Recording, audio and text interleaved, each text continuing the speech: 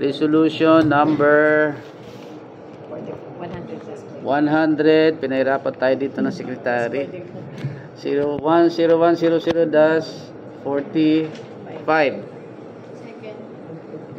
Therefore, on motion to the seconded, resolution number 100-45 series 2024 is now passage.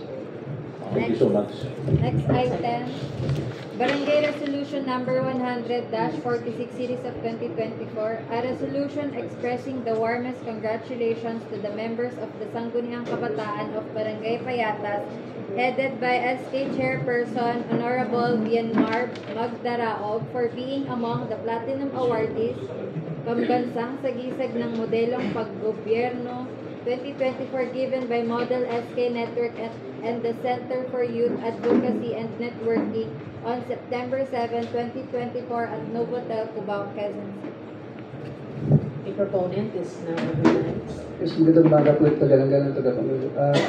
Ang narapat lang siguro na bigyan ng parangal ng aming pong SK Chairman na kung saan ay kinilala po siya ng buong Pilipinas na siguro dahil siyempre napili at nahalal po ng aming barangay bilang pamulang ng kabataan. Kaya narapat po siguro na aking pong ang konseyo ng barangay kasi pagbati at bautin po siya.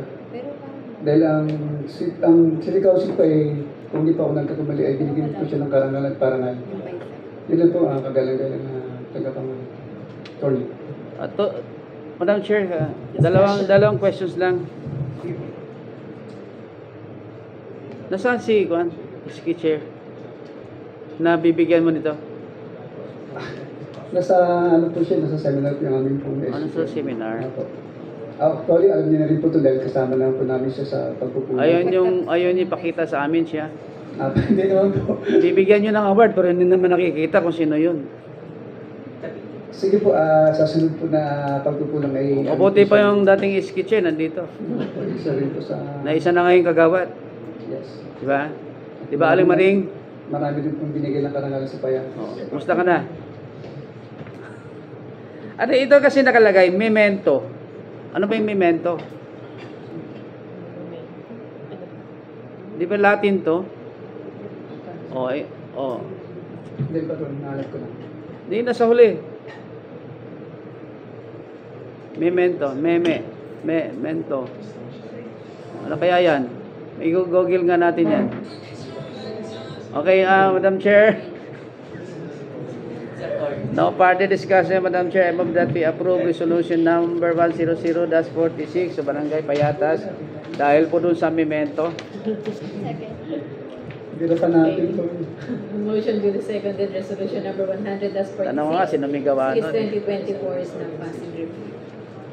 Next item. Next item, resolution number 100 series of 47 series of 2024. A resolution commending and congratulating SK Chairperson Honorable Bienmar Magdaraog and the members of the Sangguniang Kabataan of Barangay Payatas for having been awarded as one of the top 10 outstanding Sangguniang Kabataan in the Philippines. Philippine Sangguniang Kabataan Award. The proponent is now recognized. Ito po muli ay pagbati ulit at paggalang sa ating pong SK Chairman ng Barangay Payatas. Yun lang? Opo. Di ba? Ito po ay attorney sa Boracay lang po na naganap yun. Nabigyan siya ng parangal at karangalan po. Kaya natutuwa po kami sa kanya dahil ang Payatas po ay sa pamamagitan niya ng nabigyan po ng... Isa sa proponent dito si Kagawad John Lester, di ba? Isa sa proponent no si Kagawad John Lester, di ba? Dapat po. Baka naman pwede magsalita si Kagawad John Lester. Pwede po. Kasi kanina pa gusto niya magsalita eh. Good morning po, Attorney Lester po.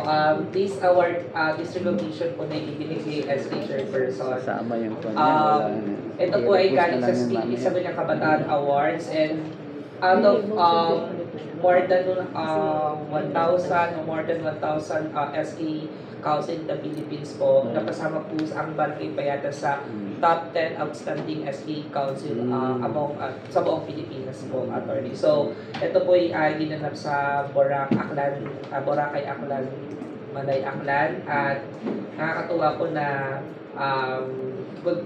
continuous po na binibigyan po ng ating SK Chairman ang nakarangalan ang aming barangay o ang barangay Payatas. Kasama rin ba dito yung Batasan Hills? Yes, attorney, kalaban din po nila. Actually, yung ang Batasan, nanalo din po.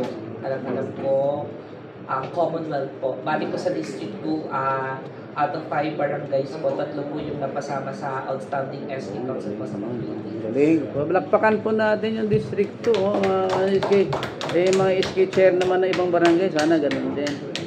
Maraming salamat po. Ha? Mr. Chair, I move that we approve resolution number 0100-47, Barangay Payatas. The motion duly seconded. Barangay Resolution Number 100-47 Series 2024 is now passing. Next item. Sandali lang. Madam Chair, I move that we simultaneously discuss resolution number 054 kasi pareho to na no objection po ito. At hindi ko lang alam kung sino po ang proponent po nito. Attorney, Ikaw na. as a Vice Chairman po ng Ang nakalagay kasi dito si Kagawad Guarini, Maria Fe, at saka si Kagawad Roberto Arca. Ang ano ba to? Attorney, kung makapatuloy po sana, kami na kung nandito po na kagawad, maaari po ba? Sandali lang po. Kaya nga po, kung hindi po marapat. Ginawa para kung sino yung nandito, kasi nandito sa resolution number 054, wala kasi nakalagay kung sino proponent na Princess. Tapos nakalagay si Marife Guarin ang nakalagay na nagmo-motion. Ito naman si Kagawad Arca. Pwede naman. Tapos dito sa isa naman,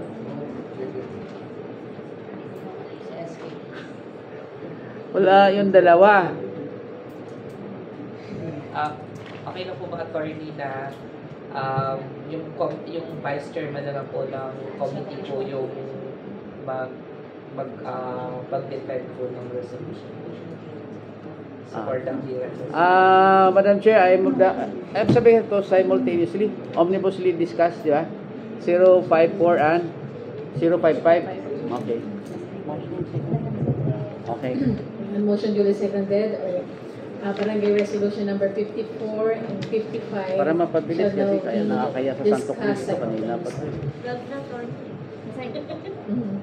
Barangay Resolution Number 54 Series of Niladali ko na nga eh. 2024, a resolution interposing no objection to the operation of Gilles Water Refilling Station owned by Miss Elizabeth de la Cruz and located at number 31 Block 4 Lot 20 Manga Street, Barangay Payatas, Quezon City. Barangay Resolution Number 55 Series of 2024, a resolution interposing no objection to the operation of Ranso Construction Services owned by Miss Mary Cris Salvador and located at Block 20 Lot 1 Mayon Street, Group 2, Area B, Barangay Payatas, Quezon City. The Honorable Kagawad Arca. Yes, magandang tanghali muli. Dalawa po yung di-discuss mo o ipapasa mo kay John Lester? Okay na. So dito po sa refilling mineral station. Needs po kasi dito yung locational clearance. Kaya po nagkaroon ng resolution yung nanghingi ng resolution yung owner po nitong refilling station. At the same time dito po din sa Mayon Street itong construction service owner po kay Mama Mary Grace. Isin mo taga-pangulo ho yung kanilang needs. Kaya po nagkaroon kami ng ganitong mga interposing resolution. Okay. Madam Chair, without further discussion, I move that we approve resolution number 054 and 055, Barangay Payatas. Thank you so Motion much. duly seconded. Resolution Number 100-54 and 55 Series 2024 of Barangay Payatas is now passing.